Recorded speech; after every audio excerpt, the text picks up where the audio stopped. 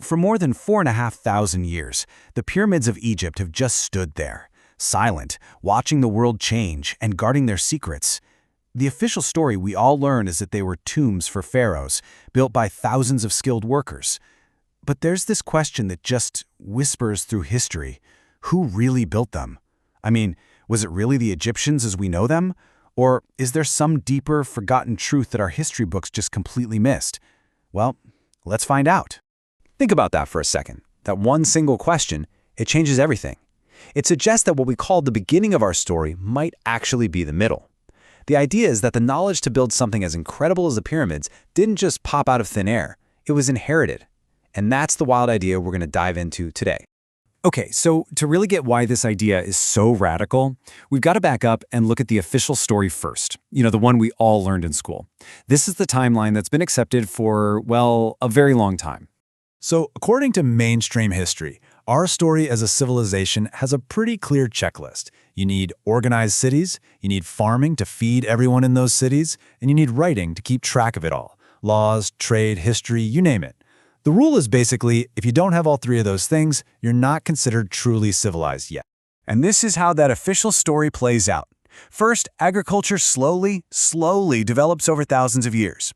Then, writing shows up over in Mesopotamia. And then, almost right on its heels, boom, Egyptian civilization just appears, seemingly fully formed around 3100 BCE, ready to build these absolute wonders of the world. This step-by-step progression is pretty much the foundation of how we think about our past. And this is where the plot thickens, because that official story, it's clean, it's linear. But what if it's wrong? Archaeologists are digging up stuff that just doesn't fit into this neat little box. Evidence of something much, much older. And the first major crack in this whole official story doesn't even come from Egypt. It comes from a place in modern-day Turkey. It's a discovery so huge, some have called it the single most important archaeological find of our time. It's called Göbekli Tepe. Just let that number sink in. 12,000 years old. That is more than twice as old as the Great Pyramid of Giza. It predates writing, it predates pottery, and here's the kicker, it was built before we supposedly invented agriculture. I mean, that one fact alone just completely shatters the standard timeline. And here's the part that makes absolutely no sense, the big contradiction. History tells us that people 12,000 years ago were simple, nomadic hunter-gatherers, right? But the evidence here shows these massive 20-ton stone pillars arranged in these complex circles covered with incredibly intricate animal carvings. And even crazier, the whole place seems to be a giant astronomical observatory, aligned to track the birth of stars. This wasn't some crude shelter. This was sophisticated, it was planned, and it was built to last for millennia. So you have to ask the question, and it's one that leaves mainstream archaeology kind of scrambling for answers. How did people without farms, without permanent cities, without metal tools, how did they organize the labor and have the advanced knowledge to create something on this scale? Where did it all come from? But see, Göbekli Tepe isn't just an isolated mystery. It's like a doorway. And when you start to look through it, you see clues all over the ancient world that seem to point to a single, forgotten source, a lost chapter in our own human history. Let's start connecting some dots, because it's not just Göbekli Tepe. For starters, we find evidence of ridiculously precise tools in pre-dynastic Egypt.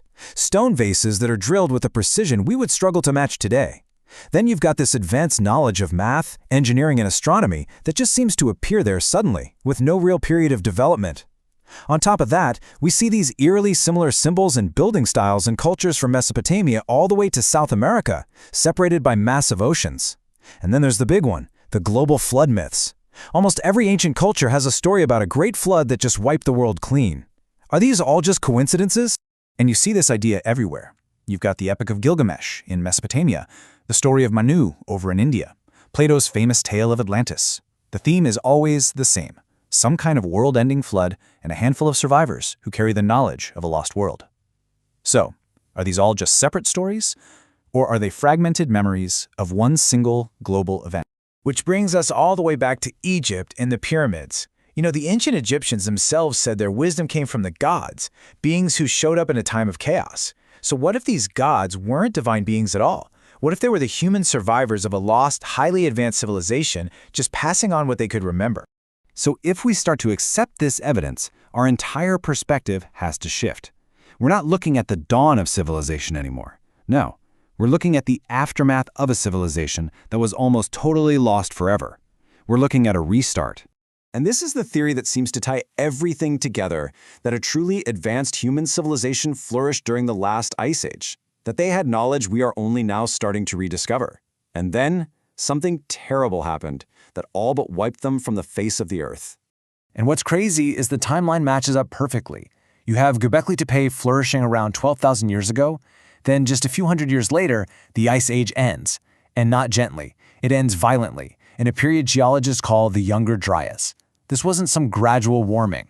This was a time of catastrophic climate change and unimaginable global floods. Now, if you're asking, okay, so where are the cities of this lost civilization? Well, this number is probably the answer. 120 meters. That's nearly 400 feet. That's how much sea levels have risen since the end of the Ice Age. Any coastal cities they built would now be buried deep beneath the waves, lost to time. Maybe we haven't found the evidence because we've been looking in all the wrong places. And this is so crucial to understand. What we call history isn't a complete record of everything. It's a story told by the descendants of the survivors. It's like the echo of a song, not the song itself. The original knowledge was fractured, and cultures like ancient Egypt were maybe just desperately trying to piece it all back together. So this is the big shift in thinking, the key takeaway. Egypt might not be the beginning of civilization at all. It might be the restart.